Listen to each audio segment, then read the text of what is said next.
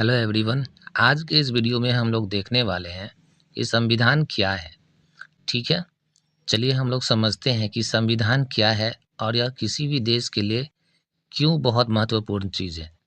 तो सबसे पहली चीज़ जो हमें समझना होगा संविधान के बारे में वो ये कि संविधान जो है नियमों और सिद्धांतों का एक लिखित संग्रह है। इसका मतलब क्या है? क्या आप जानते हैं हमारे देश को चलाने के लिए शासन व्यवस्था होती है, सरकार होते हैं और सरकार के विभिन्न अंग जैसे कि विधायिका, कार्यपालिका और न्यायपालिका होती है।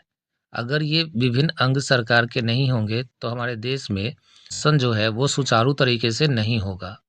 इसके साथ ही साथ हमारे देश के नागरिकों के पास कुछ विशेष अधिकार होते हैं जिसको हम लोग मौलिक अधिकार कहते हैं और सभी लोगों को इस अधिकार को जानना ज़रूरी होता है।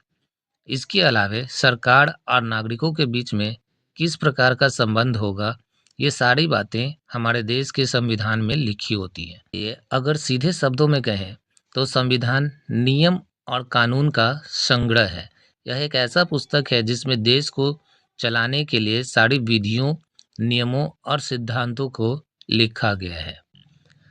तो चलिए हम एक नज़र अपने भारतीय संविधान पर भी देखते हैं।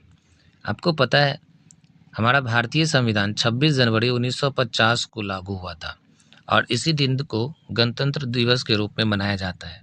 आप देखते हैं कि हमारे देश में 2 दिन, एक 15 अगस्त को और दूसरा 26 जनवरी को देश में झंडा फहराकर गणतंत्र दिवस और स्वतंत्रता दिवस को मनाया जाता है। गणतंत्र दिवस मनाने के पीछे यही कारण है कि इस दिन यानी कि 26 जनवरी को और सन 1950 ईस्वी में हमारे देश का संविधान जो है पूरे देश में लागू हुआ था।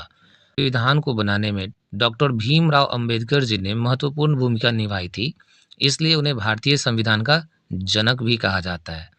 साथियों, क्या आप जानते हैं कि हमारे देश का संविधान यानी कि भारतीय संविधान दुनिया का सबसे विस्तृत और अनोखा संविधान है।